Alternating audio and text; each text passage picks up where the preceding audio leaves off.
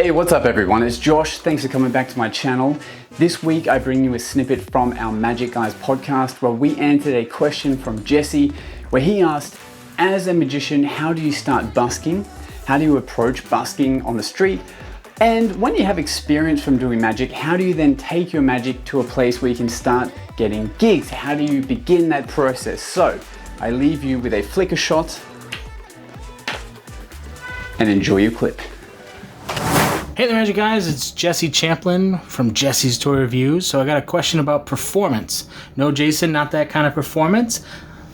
We're talking about street magic. So recently, the last couple of years in my area, we've been doing a walkable project. So the community is expanding the sidewalks and they're encouraging storefronts to get vendors out during community days and doing movies and all sorts of stuff. So they're trying to get people outside and doing all the kind of stuff, especially, well, nowadays with the pandemic, things like that kind of slowed down. But hopefully things will get back out there. And I thought this would be a great time for me to get out there to get some experience performing some street magic.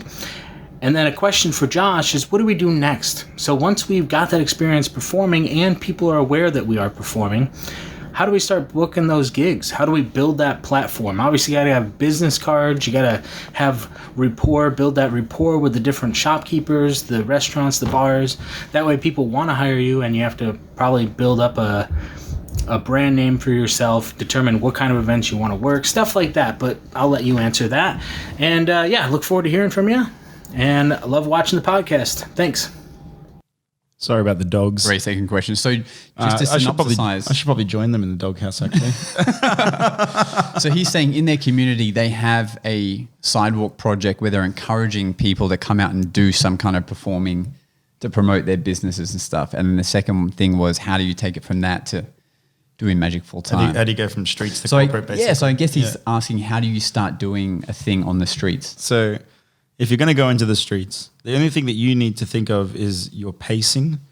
You can do any trick. Like I've done whole shows with just a deck of cards and nothing else, like no table, nothing. I literally just me and a deck of cards, and I built a crowd of like 100 people and do a show because it's really all about pacing. Comedic timing is very important as well.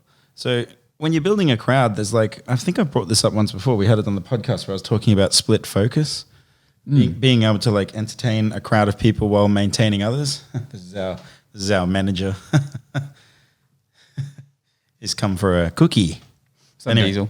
All right, down, boy. Okay, stay. All right. So like for example, when you're getting your crowd, you need to have what I like to call your intro speech, which is actually going to be your repeat line. It's hard to explain, but if you're not using music.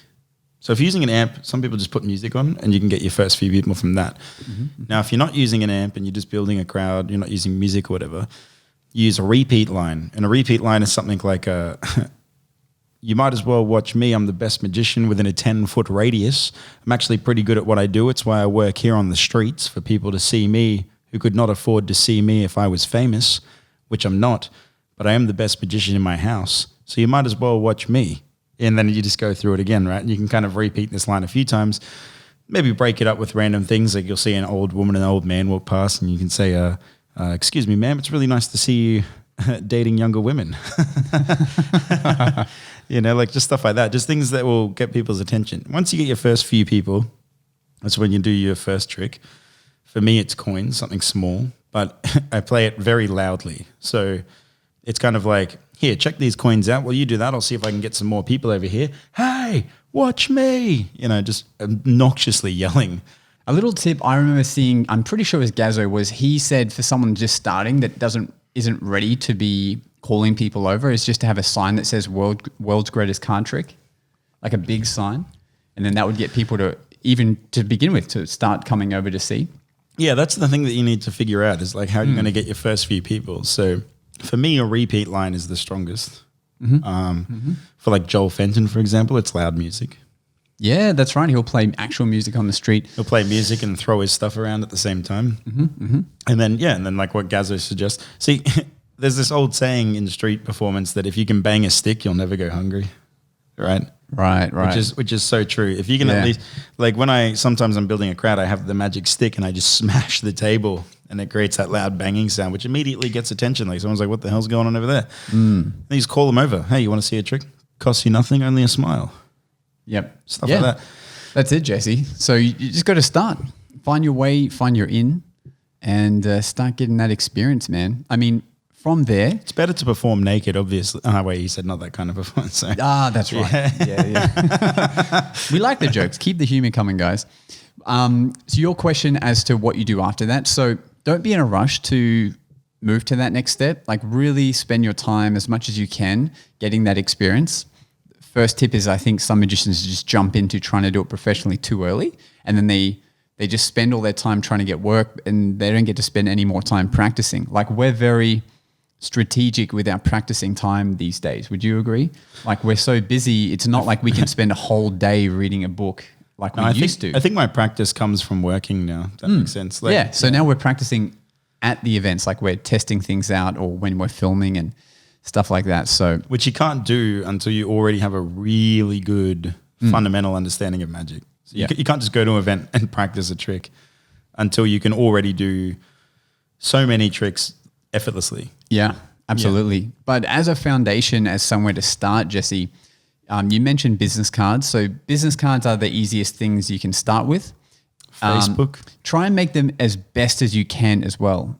Whenever it comes to any marketing stuff, like whenever you give someone a business card, they should always say, wow, that's a nice business card. And if they don't, it means you probably need to make it better. So the more money you can spend on a business card to make it thick, to make it look nice with some gold foil or something, thick, the better it will help you in the long run. So business cards are great. Obviously, a website is going to help you miles once you have footage to put on that website, once you have professional photos. But those photos you don't want to take on the street. You want to wait until you're in an actual event.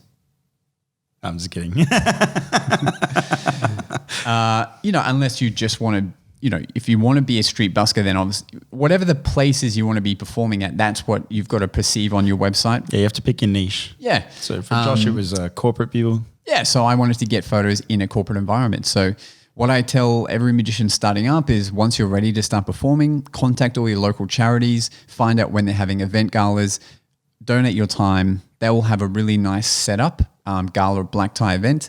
The photographer there will take many photos of you. You get those photos, you use them on your website. Or you bring a photographer with you or videographer so you make sure you're getting the shots you want. So all of that is just basically giving your time in return for the equity you need for your website and your business. Now that's how if you do it properly. Now, if you really want to get into the corporate world and you can't get a gig, here's what you do. You go to a wax museum and you get photos in front of the celebrities, which one magician did, by the way. And he got busted.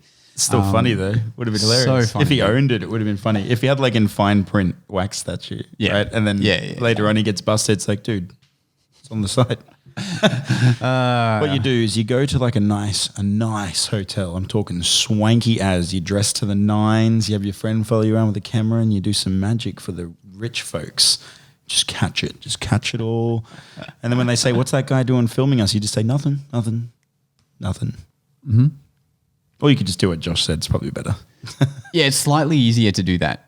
It's slightly easier to do that. It's just a progression thing. You'll just slowly start to call out these charities, and as they're having their events, you get these photos when you can. It's a forever building thing. Even now, I'm always constantly updating my website with little bits when I get that extra photo from an event or that extra bit of footage that they reacted better to this effect than they had in a previous video. It's something you're always working on.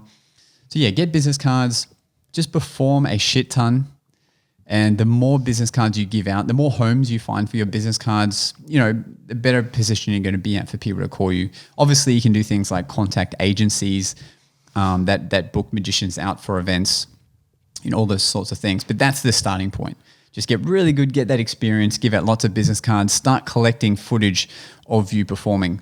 Because to get work, you have to be seen working. I mean, if you're street performing now, you should have the goal to get so good at street performing that you don't need corporate gigs. And then when you want to go to corporate gigs, you can take your time because you're already making enough money.